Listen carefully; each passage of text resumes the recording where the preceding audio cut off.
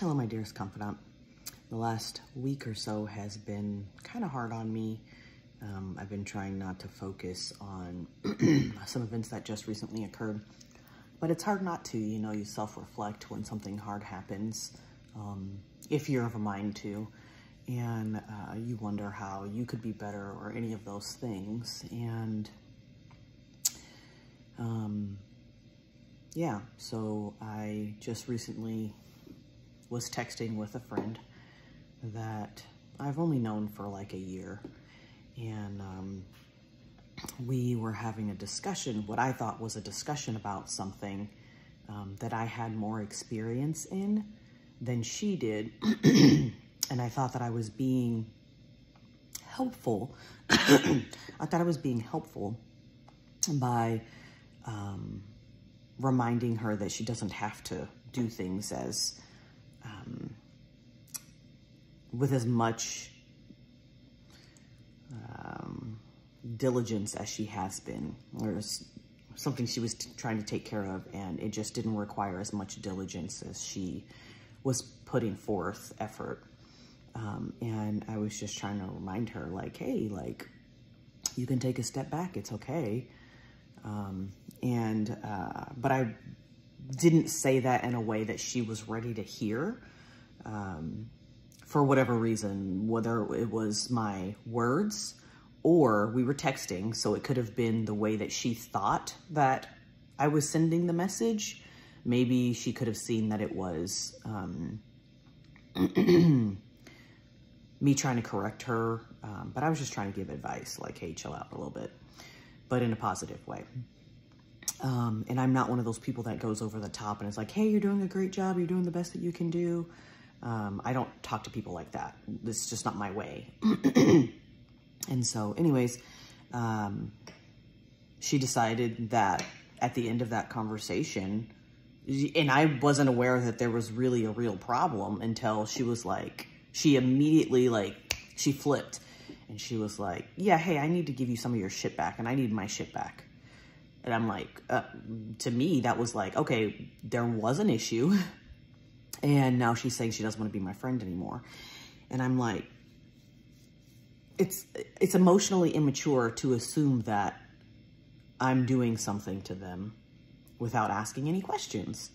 And there's been a lot of times in our relationship where she said a lot of what I consider to be insensitive things. But I also thought I understood her heart, and maybe I was just understanding my heart. And I gave her the benefit of the doubt. Oof, there it is. I wasn't understanding her heart. I was understanding my heart. There it is. There it is. Wow, that was profound for me. Sorry, that just came out. This is why I do these videos, because stuff like that doesn't happen when I'm having internal dialogue. I've given her the benefit of the doubt a lot in our friendship, and asked clarifying questions whenever I thought that something was inappropriate or maybe I perceived it wrong, right? I could have perceived it wrong. And it was extremely disappointing to me that I wasn't afforded the same opportunity to show that I was actually being supportive and not just assuming that I was trying to tell her what to do and implying that she was dumb. Because I absolutely wasn't. And on the flip side of that, she told me that I didn't understand the situation in which I actually did. She just didn't understand that I knew. And I also thought it was weird that the thing that we were talking about was very specific to something that we both have a common interest in. I just happen to have more experience. I won't say knowledge because everybody learns at a different pace and speed, but the specific thing was I have more experience in this area, actual hands-on experience. And so I was just trying to let her know, whatever. Anyways, and so for her to insinuate that I didn't have a clue, like most people wouldn't, that didn't have any experience with this thing, I thought that that was insensitive because she grouped me in a class with other people that are not in the same class. And I found that to be inappropriate. But I didn't comment on that. I didn't say anything about that at all. I just restated in a different way why she should trust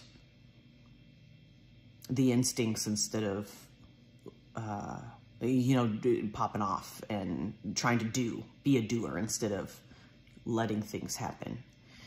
And so anyways, I was talking to my daughter about it, and she was like, because she has had some issues with making friends and stuff in the past, and she's not a child anymore. She's an adult. And I was just telling her, hey, like, this friendship didn't work out, so, you know, it's whatever. So anyway, she was telling me, she was like, you know, something that I learned about myself was that I don't have to change. I don't have to figure out what I, quote unquote, did wrong.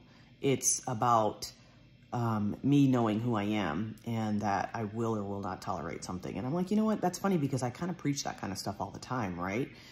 And here I am not taking my own advice.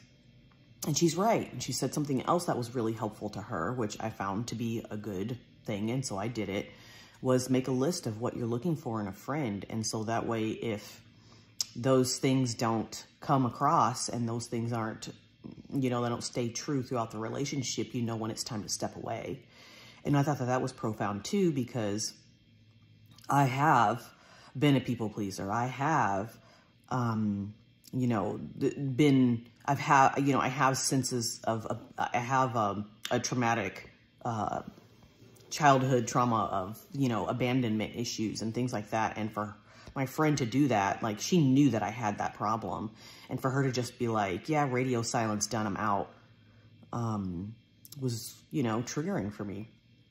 And I took my daughter's advice. And so, you know, now I'm looking for a friend that shares my actual heart. I'll stop making excuses for them. I'll give them the benefit of the doubt until they prove otherwise.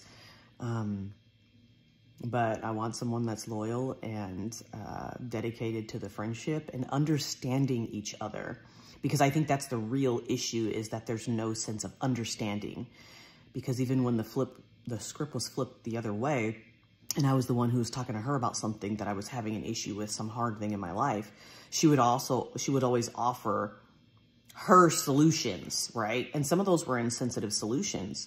And then at the end, she'd be like, well, just do whatever you think is right. Well, you already told me what you think that I should do. So if I don't do this, then now I'm not living up to your expectation, which is a problem for her.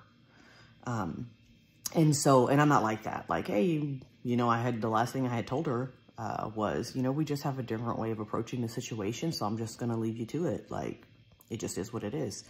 And I guess she took that to mean that I didn't want to be her friend anymore. And so, which was not the case at all. I was just like, okay, you don't want my advice. You don't have to take it. I'm going to leave it alone. And so anyways, yeah, I want somebody that's committed to understanding. And the only way to understand is to ask. I'm tired of dealing with people that assume lots of things about me instead of asking. And I'm done with that.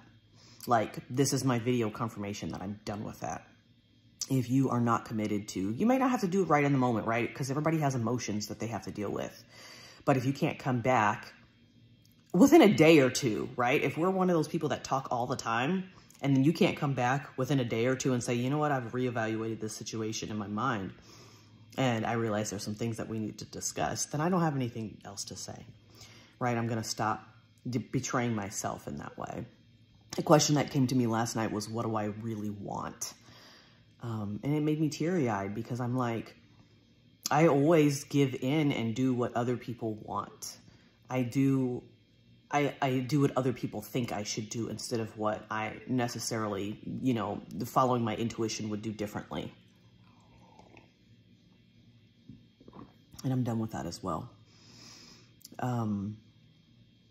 Yeah, so, and the irony of the whole situation, which I thought was the most, whatever, was I had let her borrow she wanted it, you know, she had borrowed the How to Do the Work by Dr. Nicole LaPera, which is about healing childhood trauma and, you know, being the best version of yourself. And she had it for a while, and she chose not to read it, which is her choice. I'm not judging her for that. But I thought that it was funny that that was the property that she wanted to return to me in order to say I'm done with this friendship. And it was extremely telling to me. Like, this person is not willing to work on themselves and admit that they were part of the issue in this situation. And I'm not saying I was without fault, not at all. There was definitely some ways we could have communicated better. The difference between her and I and some of my other friendships in the past is that even when hard things happen, I am willing to have a conversation about whatever that issue was. I want to get to a place where we can understand each other. And that's what I'm looking for ultimately in any sort of relationship that I have. If there's not some sort of, I can see where you're coming from, without having to say, well, you did this, then I don't want it. I don't want it. And I'm definitely done with the people that only tell me what my faults are when I'm the one who's upset and bringing up an issue that I'm facing. Because now you're just jumping on the bandwagon and you're not actually listening to my concerns and how we could have a better friendship. It's not time for you to unload when the other person's unloading, right? So anyways, I love you, my dearest confidant. I hope that this has been helpful for you. Something else that I want to mention is, you know, if you go about after an argument and you think about all the ways that you were right and they were wrong, without evaluating your words and what has happened in that exchange, then you're not committed to growth. You're not committed to healing. You're not committed to understanding. And those are areas in your life where you may want to look again and see if it's something that you want to choose to improve upon. You don't have to. But you're going to miss out on some really good relationships because of that. And I say that she's missing out on a good, loyal friend that would do anything for her by stepping away from me. And that's fine. There'll be other friends. And I'm okay with that. It's hard. I'm having a rough week this week, but I know what I'm worth. And I know that my intentions were pure. And I know that I genuinely loved her and was trying to be helpful. But I can't do anything about people reading into subcontext and adding their own dialogue. I mean, one more story really fast. I had a supervisor at one point in time that had read an email that I had written and automatically assumed that I was reading it like that. I would have said it like this, when in reality, I was saying it with tears in my eyes and was like at my wit's end. And a lot of things can be taken out of context with written text. That's why poetry has so many different interpretations besides what the author really actually meant. And so I challenge you to, if there is any question about what someone's saying to you, for you to ask. Just ask. And then tell them how what you're saying, they are saying makes you feel. It's not hard. It is hard when you're not conditioned to do that, but it's actually not physically harder than having a conversation or an argument. An argument's definitely way harder than to try to come from a place of understanding. And so, yeah. And I won't change the fact that my love language is time and physical touch, just so that way I can appease someone else. I will find someone's love language is time and physical touch. You know what I mean? Like, I don't want the perfunctory hug. I want the hug that you mean. So anyways, I'm all over the place, but that's because I'm hurting. And it's okay to be vulnerable. And I'm glad that you stayed here till the end because, yeah, it's 15 minutes out of your life that you're not going to get back. But I hope that this was a valuable 15 minutes and that you learned something from it, because I definitely learned that I'm starting to stand on my own 2 feet, because before I would have definitely kept trying to contact her and been like, hey, can we talk? Hey, do you want to hang out? Is there something else I can do to appease you so that way we can remain friends? And I'm growing because this time I didn't do that. You want to huff off and take your toys and go home? Then you can do that. And I will